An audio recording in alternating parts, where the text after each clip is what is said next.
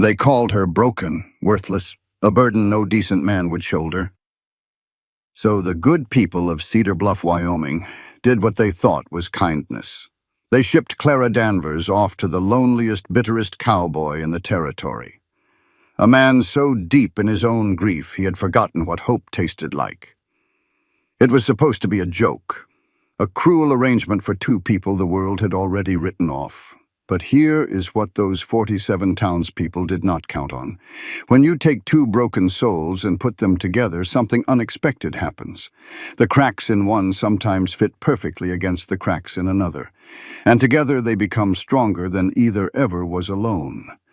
18 months later, Clara rode back into that same town square, but she was not the same woman they had sent away. She came back with fire in her eyes, a son in her arms, and a husband who chose her when no one else would. What happened in those 18 months will make you laugh. It will make you cry. And it will remind you why you should never underestimate the people others have given up on. This is the story of how shame forged steel, how the unwanted built an empire from scraps, and how love found a way to bloom in the most barren ground. Stay with me until the end. I promise you will not regret it. This story carries a powerful truth we all need to hear. Your worth is not determined by what your body can or cannot do. Your value is not measured by the judgments of small-minded people. And your capacity to love is not broken just because someone once told you it was. Clara and Colt both believed they were incapable of real love. Both had been abandoned. Both had been told they were not enough. But they discovered something beautiful together. Family is not born. Family is chosen. And sometimes the deepest love grows not despite our wounds, but because of them. The lesson here is simple but profound. Stop counting your losses. Stop measuring your damage. Some things are simply too big to measure, and the people who try to count your worth will always come up short. If Clara's story touched your heart, I would love to hear from you. Drop a comment below and tell me what city or country you are watching from. Let me see how far this message of hope can travel. Now settle in and let me take you to Wyoming Territory, 1882.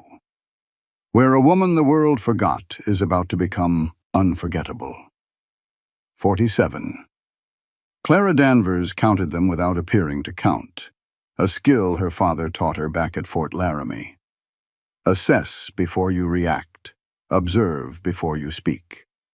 47 citizens of Cedar Bluff, Wyoming Territory had found reason to stand in the town square that October morning in 1882. Some pretended business.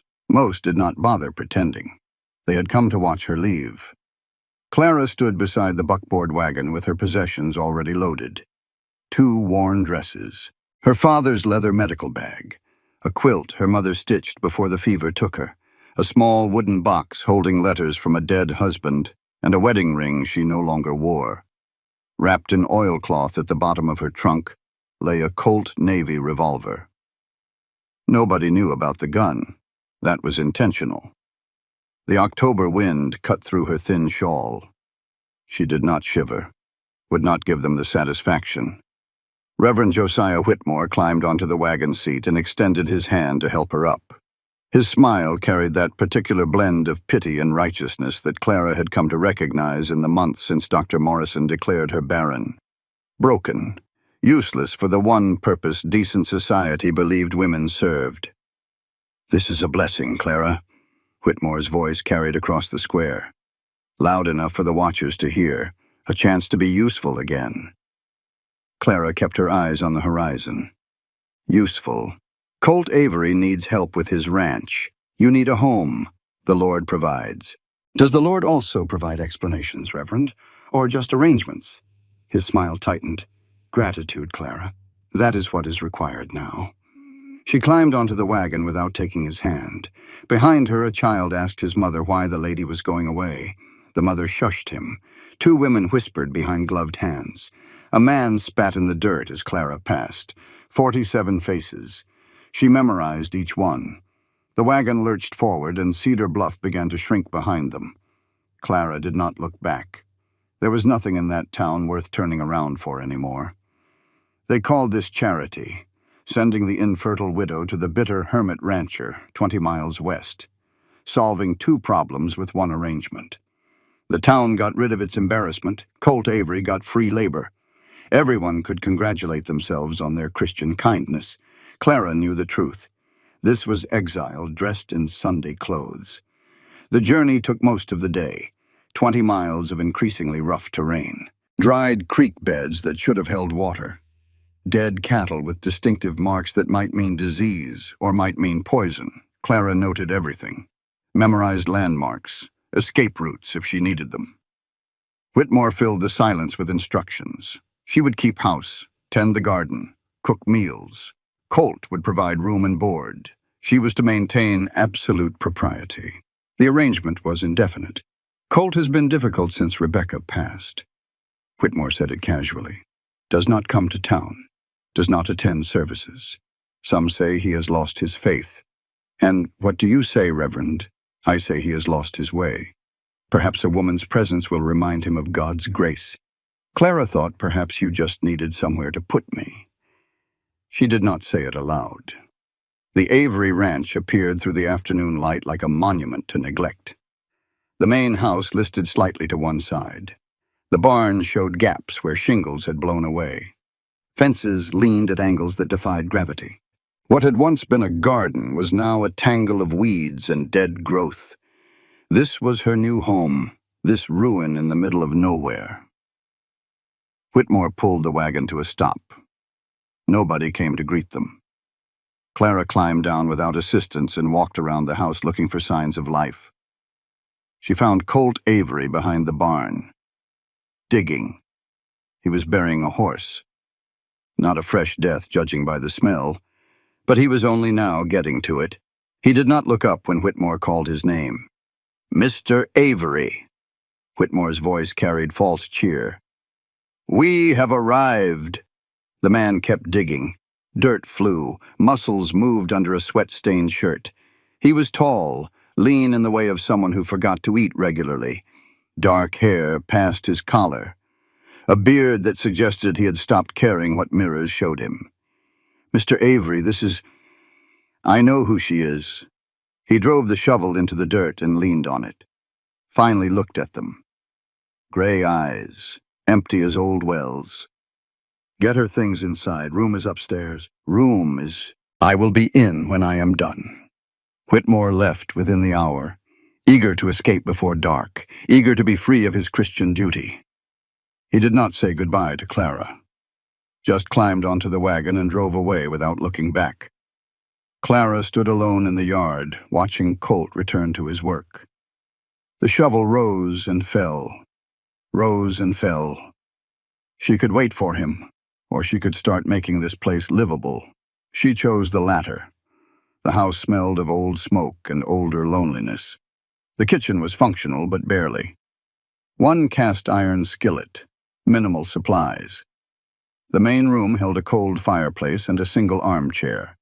No photographs, no personal touches, no evidence that anyone had actually lived here rather than merely existed. She climbed the creaking stairs, found her room.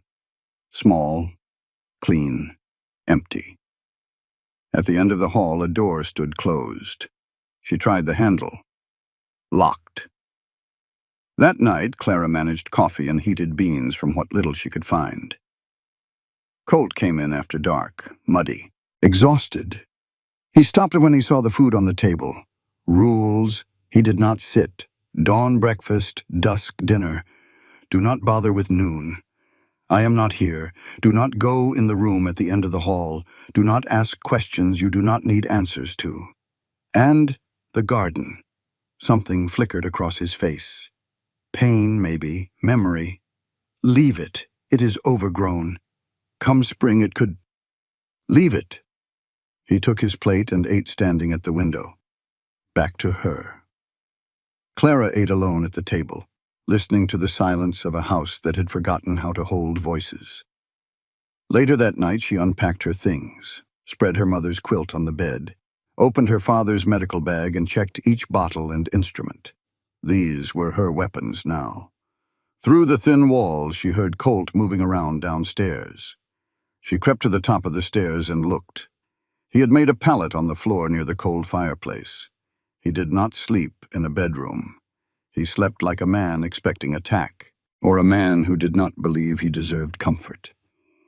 Clara returned to her room, lay in the dark, thought about the 47 faces in Cedar Bluff, the whispers, the pity, the contempt. They sent her here as a joke, the barren widow and the broken rancher. 2 problems solved with 1 arrangement. But Clara Danvers had survived worse than loneliness. She had survived seduction and betrayal, a desperate marriage to a man she did not love, a miscarriage that nearly killed her, a husband's death, public humiliation when the doctor announced her condition to anyone who would listen. She would survive this too, and someday, somehow, she would make those 47 faces remember her name. Days passed in parallel isolation. Clara and Colt developed routines specifically designed to avoid each other. She rose before dawn, left food on the table, disappeared to the chicken coop or the barn. He ate alone, left money on the table for supplies, worked until dark. They exchanged perhaps 10 words a day, but Clara watched, observed. Her father had taught her that survival depended on understanding your environment. So she studied Colt Avery the way she had once studied animal anatomy and wound treatment.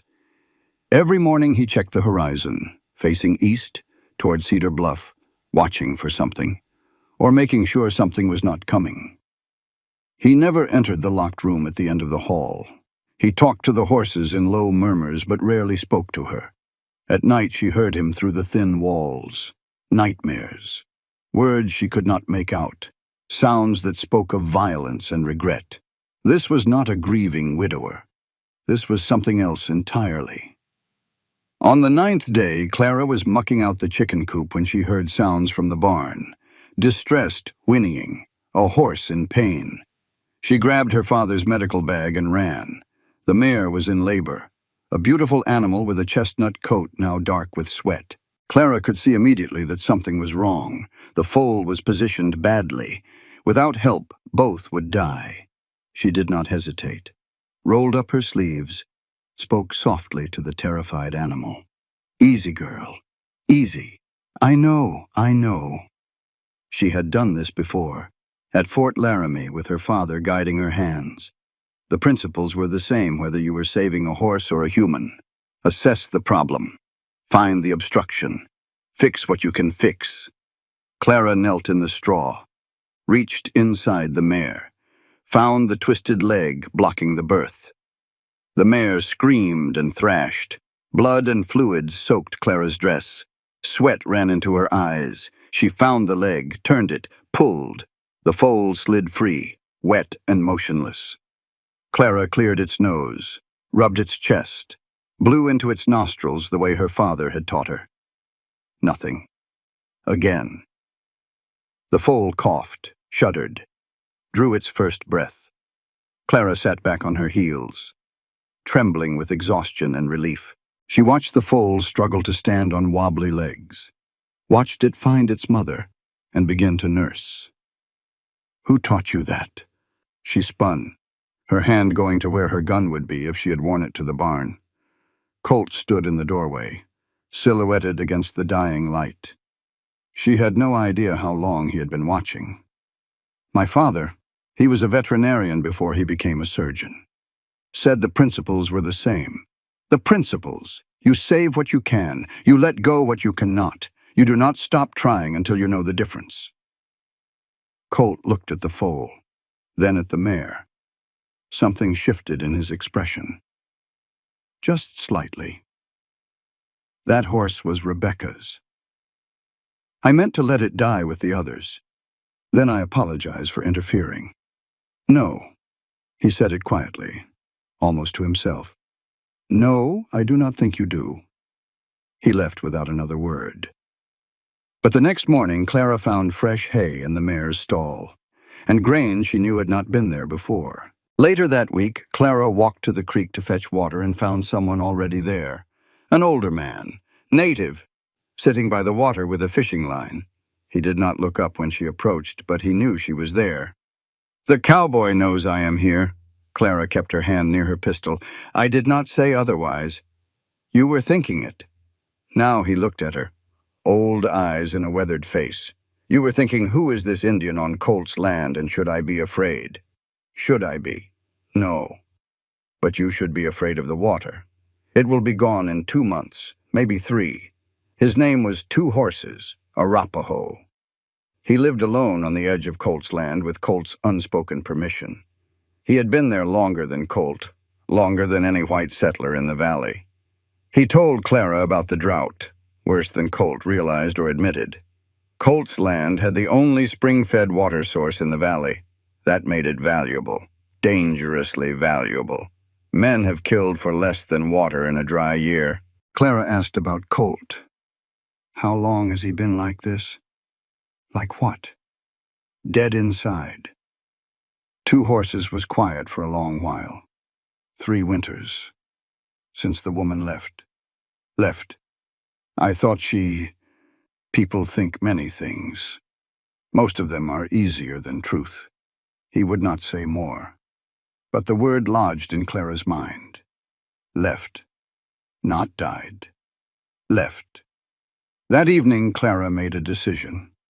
Instead of leaving Colt's food and disappearing, she stayed. Sat at the table. Waited. He came in. Stopped when he saw her. "You do not have to sit down, Mr. Avery." Something in her voice made him sit. They ate in silence. But it was different now. Not the silence of avoidance. The silence of 2 people in the same room choosing not to flee. When he finished, he said, "The foal needs a name. You saved it. You choose." Clara thought about hope, about second chances, about things that should have died but lived anyway. Hope. Her name is Hope. Colt's jaw tightened, but he nodded once. And for the first time, he did not leave immediately after eating. He sat in his chair by the cold fireplace while Clara washed the dishes. 2 people sharing space without speaking. It was a start. That night, Clara checked on Hope before bed. The foal nuzzled her hand. In the stall beside them, the mare watched calmly. Returning to the house, Clara noticed something. The locked door at the end of the hall stood slightly open. Not much. An inch, maybe. Like someone had opened it and forgotten to close it completely. She did not investigate, not yet, but she filed it away. Another piece of the puzzle that was Colt Avery. A man who slept on the floor. Who let his ranch decay around him. Who kept a room locked for 3 years. A man who maybe had not lost his wife to death. A man who had been left behind. The drought tightened its grip on the valley like a fist. Creek beds that should have run clear turned to cracked mud. Grass that should have been green went brown and brittle. The cattle grew thin, the horses grew restless, and the tension between small ranchers and the big landowners began to simmer toward something dangerous. 6 weeks after Clara arrived, a fine carriage appeared on the road to the ranch. It looked wrong in this rough landscape. Too clean, too expensive. The horses pulling it were worth more than most men earned in a year. Silas Crenshaw had come to call. Clara watched from the kitchen window as Colt walked out to meet the carriage. She expected a villain from a dime novel. Twirling mustache, obvious cruelty. What she saw was something more unsettling. A weathered rancher in his 50s with tired eyes and a handshake that spoke of real work done decades ago. He looked like someone's grandfather, someone who might bounce children on his knee. That made him more dangerous, not less. Colt. Crenshaw dismounted and extended his hand. "Been too long, not long enough." "What do you want, Silas?" Colt did not take the offered hand to talk, man to man, about the future of this valley. Crenshaw's eyes swept the property, paused on Clara watching from the window. I see you have got help now. That is good. A man should not be alone. I am not interested in selling. I have not asked you to sell. You will. Crenshaw smiled. It did not reach his eyes. Your father and I drove cattle together in '62. He would have wanted you to be reasonable. My father is dead, so is his opinion. The conversation continued. Crenshaw made his pitch. The drought would get worse. Small ranchers would fail. He could offer a fair price for Colt's land, especially the spring-fed water source that made it valuable. Colt refused. Cold, flat, final. Before he left, Crenshaw looked at Clara through the window, made sure she knew he had seen her. "Ma'am, I hope you can help him see sense. This territory is hard on people who stand alone." After the carriage disappeared, Clara asked, "Is that a threat?" From Silas, everything is a threat. He just says it politely. 2 days later, Clara made her first trip to Cedar Bluff for supplies. The town's reaction was worse than she expected. Some people looked away when she passed. Others stared openly. Whispers followed her down the street like flies. At the general store, she encountered Margaret Hollister, a woman in her 40s who ran the boarding house. Sharp eyes, careful manner, the kind of woman who survived by watching and waiting. "You are the Danvers woman, Clara. I know your name." Maggie's eyes were cool, assessing. "Question is whether you know what you have gotten yourself into. I know I needed a place. I have one. You have a situation. That is different from a place." Clara noticed bruises on Maggie's wrists, half hidden by her sleeves. Maggie saw her notice. Neither said anything. But something passed between them. Recognition, maybe. Two women who understood what it meant to survive in a world that preferred them silent. At the church, Reverend Whitmore intercepted her. "How are you settling in? I hope Mr. Avery is treating you properly." "He leaves me alone. That is proper enough." Whitmore frowned. "The arrangement was for mutual benefit. If he is not, the arrangement, Reverend, is what it is. I do not need you to check on me. I am merely concerned. Be concerned about something else." But as Clara left, she noticed Whitmore watching Crenshaw's foreman across the street. There was tension there. History. Another piece she filed away. The hard freeze came early that year.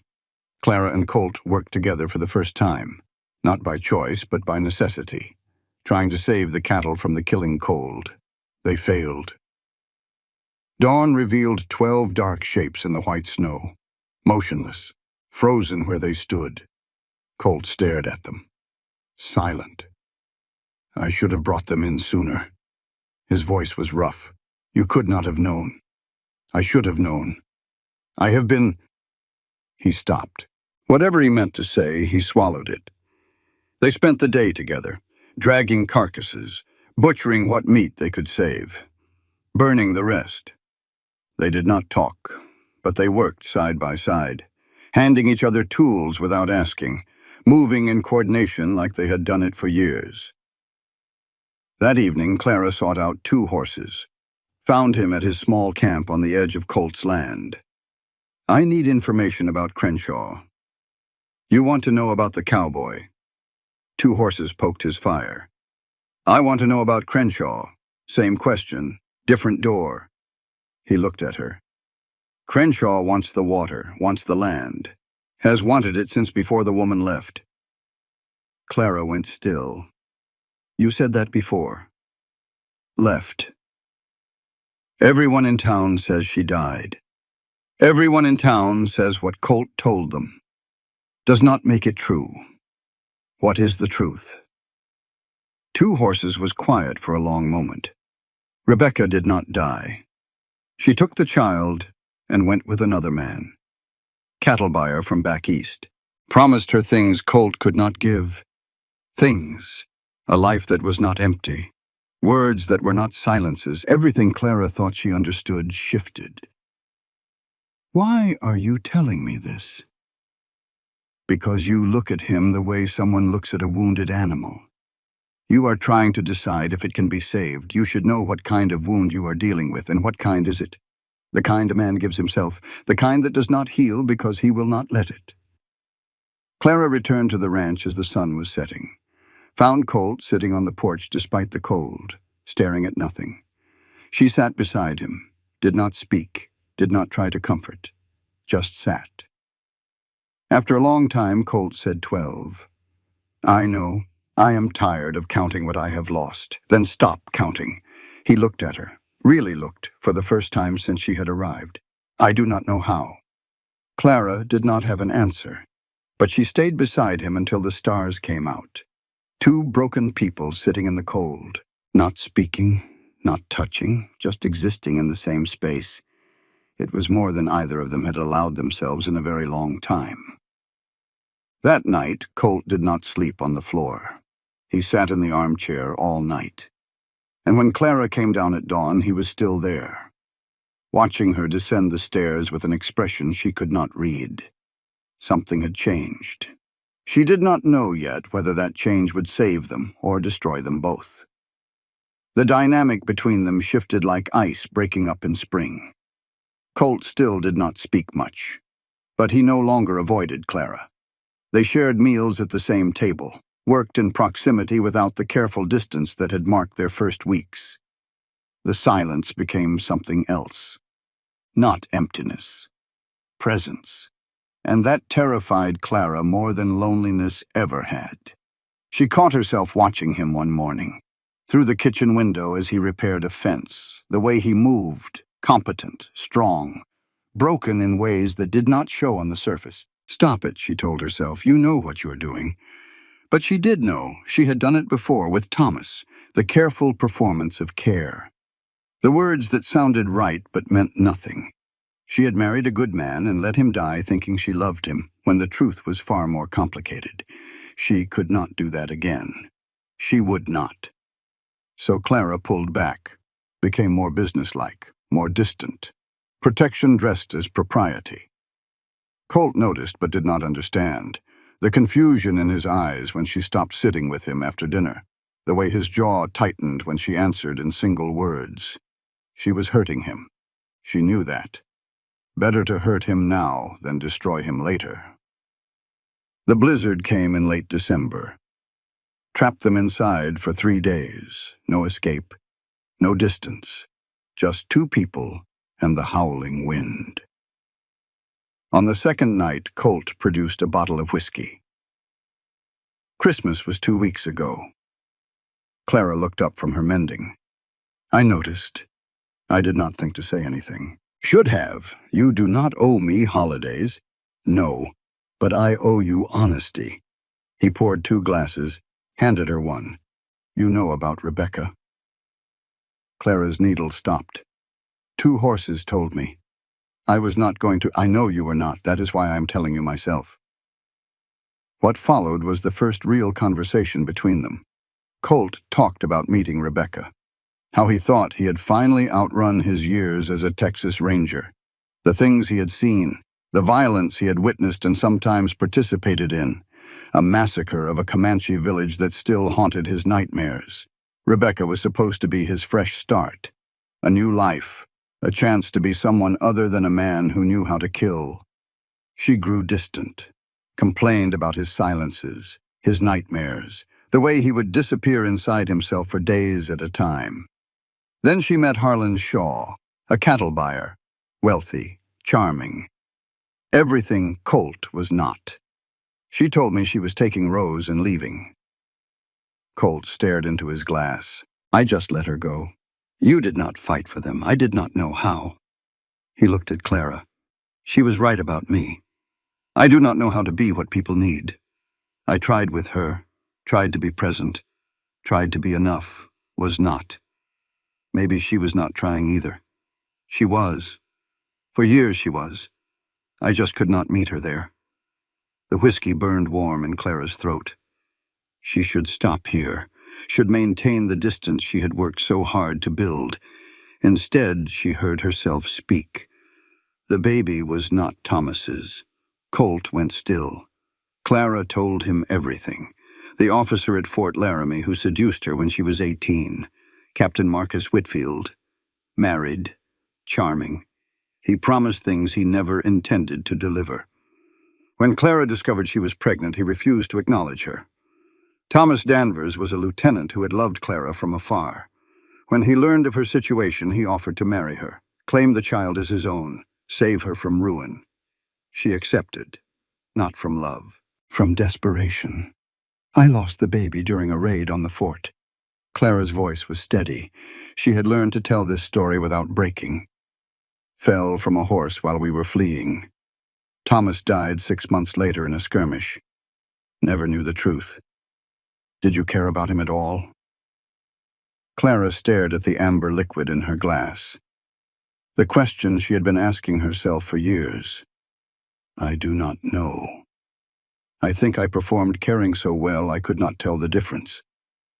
That is what scares me. Scares you. What if I am still doing it? What if every feeling I have is just survival instinct dressed up as something nicer? For the first time, they saw each other's wounds clearly. Two people who had failed at love, who feared they were incapable of it, who had been told by the people closest to them that they were broken beyond repair. The next morning, Clara woke to find Colt gone. His coat was still by the door, so he was inside somewhere. She found the locked door at the end of the hall standing open. Inside was a child's room, perfectly preserved. A small bed, a rag doll, a half-finished embroidery and a hoop. Rebecca's work, abandoned. Colt sat on the floor, back against the wall, holding a tiny dress. Clara did not speak, just sat down beside him. Rose would be 5 now. His voice cracked. I do not know what she looks like, do not know if she remembers me. Do you want to find her? I want her to be happy, wherever she is, whoever she is with. He folded the dress carefully. I do not have the right to disrupt that. You are her father. I am the man who let her mother take her without a fight. That is not the same thing. Clara took his hand. He let her. They sat there for a long time, in the room that held all of Colt's grief, all his failure, all his shame. It was the most intimate moment Clara had ever shared with anyone. Later that week, she made a supply run to Yates' trading post, a rough establishment she had been avoiding. Rougher men, rougher business. Inside, she saw something that stopped her cold. A girl, native, maybe 15 or 16. Chained near the back of the store, bruises on her face, eyes that held nothing. The stillness of someone who had stopped hoping for rescue. She is not for sale. Edmund Yates appeared beside Clara. His smile made her skin crawl. Well, she is, but not to someone like you. Clara looked at him. Something about his face was familiar, but she could not place it. What is her name? Does not have one. Not one that matters. Clara bought her supplies and left. But she did not forget those eyes. The chain, the bruises. 3 times now, she had watched someone suffer and done nothing. Thomas, the child she lost. Now, this girl. What did it say about her that survival always won? She did not sleep that night. By morning, she had made a decision. She told Colt at breakfast, I need money, and I need the wagon. Why? Because I'm going to do something stupid, and I would rather do it with your help than without it. Clara returned to Yates' trading post the next day. This time she was prepared. Colt waited outside with the wagon, visible but not interfering. His presence was enough to make Yates think twice about anything too foolish. Changed your mind. Yates smiled when he saw Clara. She is still available. Though I should warn you, she has been difficult. I am used to difficult. How much? For you. Let us say $40. It was robbery. Clara knew it. She paid anyway, counted out the coins carefully. She is my property now. Where is the key? Key. To the chain. Yates's smile widened. Chain is included. Key is extra. Clara pulled her pistol, placed it on the counter between them. The click of the hammer was loud in the sudden silence. Key. He gave her the key. Outside, Colt helped the girl into the wagon. She did not speak, did not resist, moved like someone who expected pain and had learned that cooperation hurt less. Clara climbed up beside her, wrapped her own shawl around the girl's thin shoulders. "You are safe now. I know you do not believe that, but you will." The girl said nothing, just stared at the horizon with eyes that had seen too much. Back at the ranch, they put the girl in a spare room in the barn, cleaned out and made comfortable. Clara named her Nettie because she had to call her something. The girl neither accepted nor rejected the name, but comfort did not equal trust. Over the following weeks, Nettie tested them. Food disappeared from the kitchen. She was hoarding it, expecting starvation. The chickens got loose because she had opened the coop. Clara's medical bag was moved, contents disorganized, small sabotages, waiting to see what punishment would come. "She does not trust us," Colt observed one evening. "Would you?" "No. Then we wait. We keep feeding her. Keep not hitting her. Eventually, she will run out of reasons to expect the worst. And if she does not, then at least she is warm and fed while she waits for the blow that never comes." The breakthrough came unexpectedly. Clara was treating a cut on her own hand. Kitchen accident. She was sitting at the table with the needle and thread when she felt eyes on her. Nettie stood in the doorway, watching.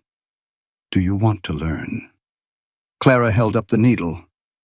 Nettie's eyes moved from Clara's hand to the supplies to Clara's face, searching for the trap. "My father taught me." Clara kept her voice calm.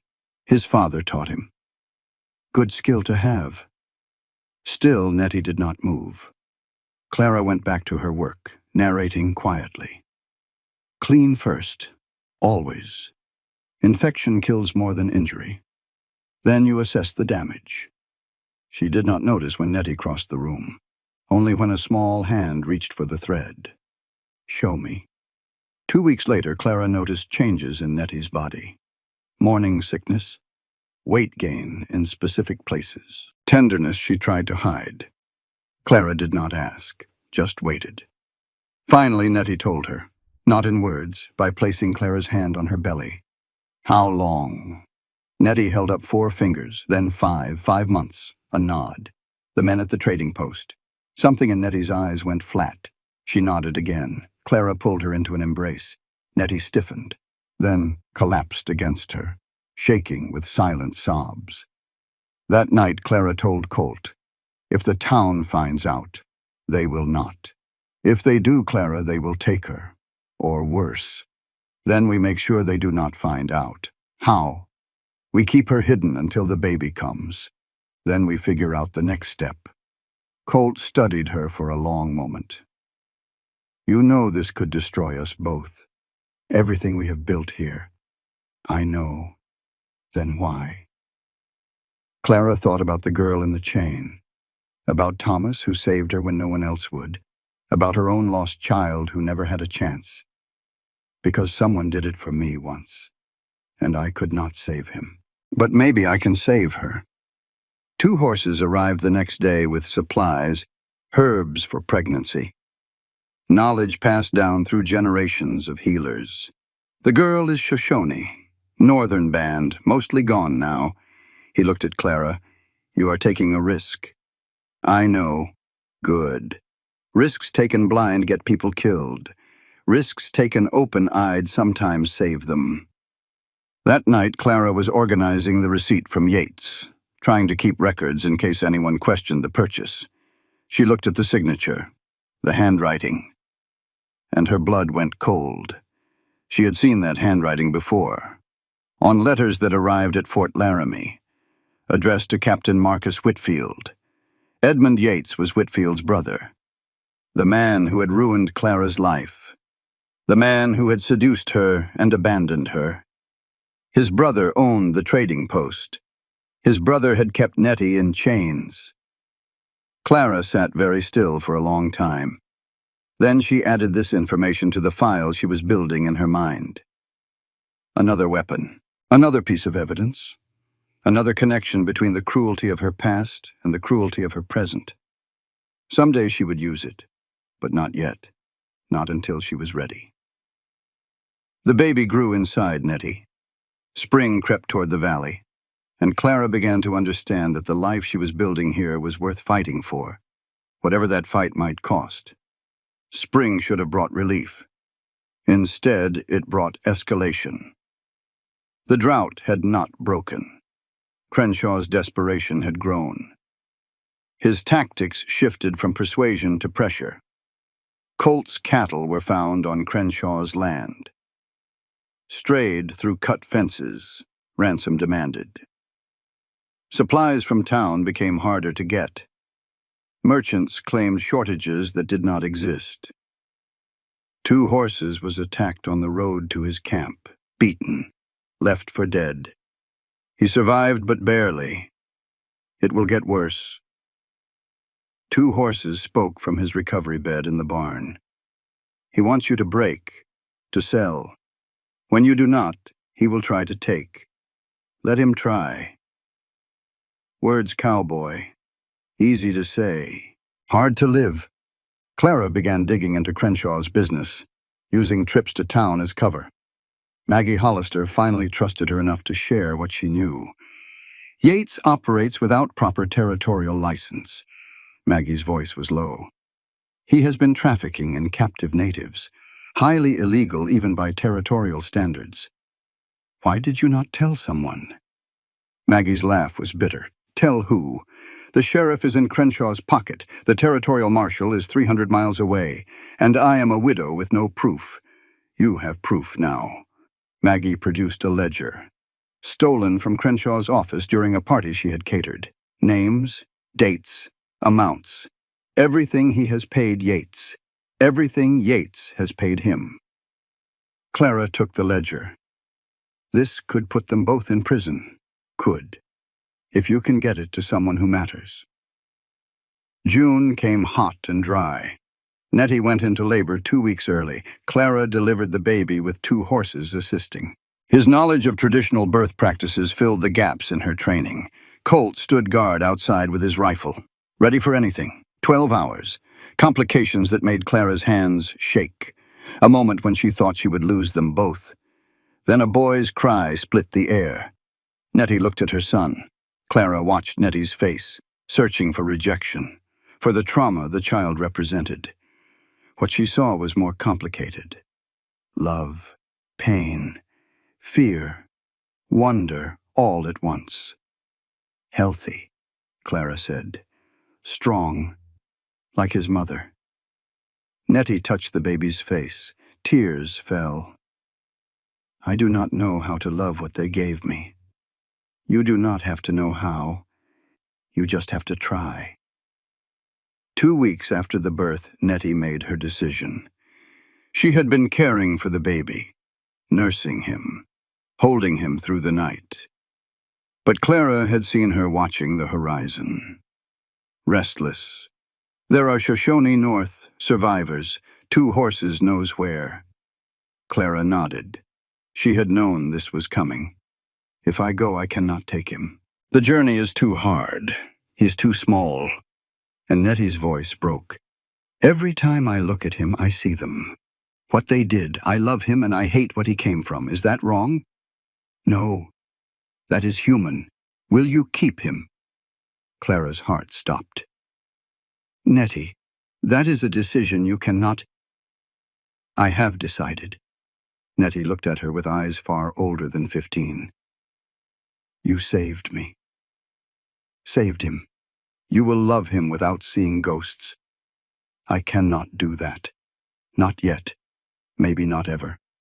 What if someday you want him back? Then I will come back. And if you have loved him well, I will be grateful. And if you have not... Something fierce crossed her face. Then I will take him, and you will never see either of us again. 2 horses prepared to leave with Nettie. Clara held the baby. Her son now, whether she was ready or not. Colt stood beside her, did not touch her. But his presence said, I am here. We are in this together. He needs a name, Clara said. You should choose. No, we should choose. Colt looked at the baby, at Clara, at the empty space where Nettie had disappeared into the morning mist. We will think of something. Together. That night, one of Crenshaw's men delivered a message, carved into a fence post. Sell now or lose everything. You have 1 week. The week passed. Colt did not sell. Crenshaw made good on his threat. They came at night. 6 men.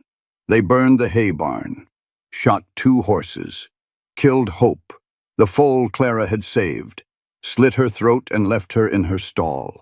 They carved a message into the porch rail. Last chance. Colt and Clara fought back. She wounded one with her pistol. Colt killed another. The rest fled into the darkness. But the damage was done. Dawn revealed the destruction. The barn gone. Hope dead. 2 horses' cabin burned to ash. He and Nettie were already gone, at least. That was something. Clara stood in the ashes, the baby crying in her arms. We can rebuild. No. Colt's voice was flat. We cannot. Not before they come back. And they will come back. So we fight. Clara. He turned to her. Eyes that had been empty when she arrived now held something else. Fear. Not for himself, for her. They are not trying to kill me. They are trying to break me. If you and the baby are here, they will use you to do it. I am not leaving. You have to. Their first real fight. Clara refused to go. Colt insisted. This is my home too now. It is a death trap. Crenshaw knows about Nettie, knows about the baby. He's going to use that. The half-breed child. The illegal purchase from Yates. He will destroy us both if we stay together. Then we go together. And leave what? Crenshaw takes the land, takes the water. Every small rancher in this valley loses. Everything we have fought for. Gone. I do not care about the valley. I care about you. Colt went still. Clara realized what she had said. The admission neither of them had been ready to make. I care about you, about us, about this family we have somehow built. I am not going to lose that. You will lose it anyway if you die, or if the baby dies, or if they put you in the territorial prison for harboring Nettie. So what is your plan? You stay, fight, probably die. And I run. You run. You take the baby to Cheyenne. You build a new life. And you, I will send word when it is safe. And if you do not, if you die here alone. Colt's jaw tightened. Then you will know because no word comes, and you will move on. I will not. You will, because that is what survivors do, and you are a survivor, Clara, maybe the strongest I have ever known. The morning she left, he handed her a bag of money. Everything I have. I do not want... Take it, for him. He looked at the baby. For both of you. What do I tell people in Cheyenne? Tell them you are a widow. Your husband died. The baby is yours. And my name. Colt hesitated, then reached into his pocket, pulled out a gold ring. Avery. Tell them you are Clara Avery. Something cracked in her chest. We are not married. In my heart we are. If that counts for anything, it counts for everything. They did not kiss, did not embrace, just stood together in the early light. 2 people who had found each other in wreckage and were being torn apart by the same forces that brought them together. Clara climbed into the wagon. The baby fussed in his basket. Come back, she said. Whatever happens, come back, I will. She did not believe him, but she drove away anyway. She did not look back. Could not bear to see him shrinking in the distance, standing alone in front of a burned ruin. The journey to Cheyenne took 3 days. Bad roads, fear, a crying baby. Clara talked to the baby during the quiet stretches. Your father is a stubborn fool, you will learn that soon enough. Gets it from living alone too long. Thinks he has to carry everything himself. The baby gurgled. We are going to prove him wrong, you and me. We are going to survive. And then we are going to go back and drag him out of whatever mess he has made. She did not name the baby. Not yet. That felt like something they should do together, if there was still a together to be had. Cheyenne appeared on the horizon. A real city. Trains, buildings, strangers everywhere. She had never felt more alone. Clara walked into a boarding house, baby in arms. "I need a room, long term." The proprietress looked her over. "Widow, yes." Clara put on the ring Colt had given her. "Rebecca's ring. My husband recently passed. I am sorry for your loss." Clara looked at the baby, at the gold band on her finger. "So am I." Cheyenne was everything Cedar Bluff was not. Crowded, noisy, anonymous. Clara disappeared into it gratefully. She found work at an apothecary, using the medical knowledge her father had taught her. The owner, Dr. Aldous Crane, was elderly and half-blind, grateful for competent help.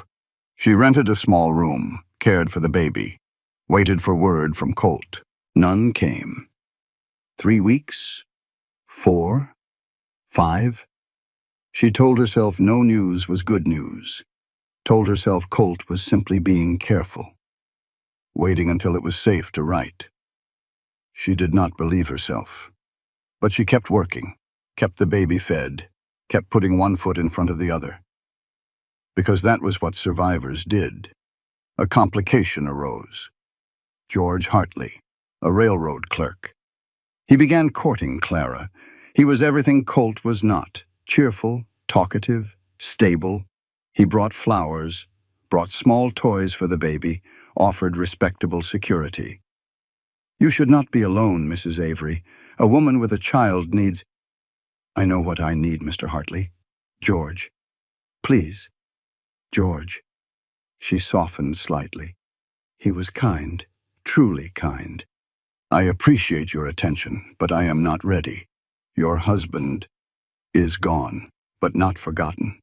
Not yet." Clara recognized the temptation. George would be easy to love, or easy to pretend to love. Survival dressed as choice. But she was done pretending. She wrote that night. Another letter that would never be sent. "I met someone today who would be good for me. Easy, safe. And all I could think was that his hands were too soft and his eyes were the wrong color. I hate you for that. For making everyone else seem wrong. Come back. Please. Just come back." Clara did not just wait. She prepared. Using Dr. Crane's connections and Cheyenne's territorial records, she researched everything she could find. Yates Trading Post operated without proper license. Violation of territorial commerce law. Crenshaw's land acquisitions showed irregularities. Several appeared fraudulent. The trafficking of native captives was a federal crime under the 1862 statute, rarely enforced, but still a crime. She built a case, document by document, preparing for a battle she was not sure she would ever fight. 6 months in Cheyenne, still no word. She sat by the window one night, baby sleeping in her arms, snow falling outside. If he is dead, I will know, because no word comes. No word had come. But she refused to believe it, refused to give up. "I will give you until spring. If I have not heard by then, I am coming back anyway. And God help whoever stands between us." Meanwhile, back at the ranch, Colt was fighting a war. Crenshaw's men attacked twice more. Colt repelled them each time. But it cost. Food ran low. Ammunition dwindled. A bullet grazed his ribs in the second attack. The wound festered. He treated it himself badly. He survived on stubbornness and ranger training. But he was running out of time. Night 11, or 12. He had lost count. He sat in the darkness of the burned-out barn, rifle across his knees, listening for hoofbeats. Clara's face swam before him. The baby's cry echoed in his memory. "They are safe," he told himself. "Whatever happens here, they are safe." That was all that mattered. Then 2 horses appeared, alone. He had delivered Nettie to her people and come back. "You should have stayed with the Shoshone." Should have, did not. 2 horses surveyed the damage. "Looks like you need help. I need a miracle." "No miracles, just an old man with a rifle. That enough?" Colt almost smiled. It will have to be. Crenshaw sent an ultimatum. Sell within 24 hours, or his men would level what remained. That same night, Crenshaw's foreman found 2 horses. Beat him bloody. Left him for dead. Colt found him at dawn. Blood bubbling at his lips. Can you ride if you tie me to the horse? Colt faced a choice. Stay and defend the land, or save his friend. The land his father settled. The water everyone needed. The only thing he had left. He looked at 2 horses, at the burned ruins, at the ashes of everything he had built. Then we are leaving. He loaded 2 horses onto a horse, set fire to the house himself. The flames caught fast. Dry timber, old dreams. Colt watched it burn. Everything he had built, everything he had lost, gone now. Crenshaw would get nothing but ashes, and Colt would get something more valuable, the chance to live, to find Clara, to be a father to a child who needed one. The land stays. 2 horses murmured. People disappear. You told me that before. Wanted to see if you were listening. Colt turned his horse east, toward Cheyenne. I am coming, Clara. Just hold on. Winter in Cheyenne. Clara had nearly given up hope when the knock came at her door. She opened it with her pistol ready. Colt stood there, gaunt, bearded, a new scar across his face. For a long moment, neither spoke. Then Clara reached out, touched his face, confirmed he was real. You look terrible, you look beautiful. That is the exhaustion talking. Clara. His voice broke. I am sorry it took so long. She pulled him inside, checked the hallway, closed the door. Are you hurt? Healing. 2 horses needs a real doctor. He is at the stable. Could not make it up the stairs. The ranch. Gone. Burned it myself. Crenshaw gets nothing. Clara absorbed this. The man she loved had sacrificed everything, rather than surrender. Good. Now sit down before you fall down. I will make coffee. Then you will tell me everything. Over the next days, they shared information. Clara's research on Crenshaw's illegal activities, Colt's knowledge of Crenshaw's desperation, his son dying in Denver, the violence he was willing to employ, and Maggie's ledger, the key to bringing him down legally. This is enough. Clara spread papers across the table. If we get this to the territorial marshal, Marshall is in Crenshaw's pocket. Then we go higher, the territorial governor, or the court in Cheyenne. You think they will listen to us? A burned-out rancher and a woman with a half-breed baby. They will listen to evidence, and we have evidence. 2 horses recovered slowly under Dr. Crane's care. He added his own testimony, willing to swear to what he had witnessed. Before they could execute their plan, Crenshaw came to Cheyenne. Clara saw him in the street. Their eyes met. He knew who she was. She did not run, did not hide. Instead, she walked toward him. Mrs. Avery. Crenshaw tipped his hat. Long way from Cedar Bluff. So are you, Mr. Crenshaw. Business brings me. The territorial assessor has questions about some property transfers. His eyes were cold. Your husband's property, actually. Or what is left of it. My husband is alive and well, as you seem to know. For now. He stepped closer, lowering his voice. I am going to make you an offer, Mrs. Avery. One time. Walk away. Take your cowboy, take your mongrel baby. Disappear. I will not follow, and if I refuse, then I will use every resource I have to destroy you both. The trading post purchase alone. Buying a human being however you justify it. That is enough to put you in the territorial prison. And the child. Evidence of harboring a fugitive. They will take him. Put him in one of those schools back east. Clara's blood ran cold, but she kept her voice steady. You have made a mistake, Mr. Crenshaw, have I? You have assumed I am afraid of you. I am not. I have survived things that would break men twice your size, and I have spent the last 6 months preparing for this exact moment. She turned and walked away, felt his eyes on her back like a rifle sight, but she did not look back. That night, Clara and Colt and 2 horses gathered around the baby. We cannot keep calling him the baby, Clara said. He needs a name. Colt held the boy, studying his face. What did Nettie want? She did not say. Wanted us to choose. Then Thomas. Colt looked at Clara. After your father, the one who taught you everything that has kept you alive. Clara had expected him to suggest his own name, or Thomas, her late husband. My father. He made you who you are. Seems right his name should carry on. She thought about her father, his steady hands, his quiet voice. The way he taught her to save lives without ever making it seem like a burden. Thomas, she said softly. Tommy, when he is small. She took the baby from Colt, held him close. Hello, Tommy. Welcome to the family. The next morning, Clara walked into the territorial courthouse with Maggie's ledger and all her evidence. Colt walked beside her. 2 horses behind them. They were no longer running. They were fighting. The legal battle played out over months. No gunfights, no showdowns, just paperwork, testimony, waiting. The territorial court in Cheyenne heard the case. Unlawful land acquisition, trafficking in native captives, conspiracy to commit arson and assault. Maggie testified about her husband's death, the ledger she had stolen.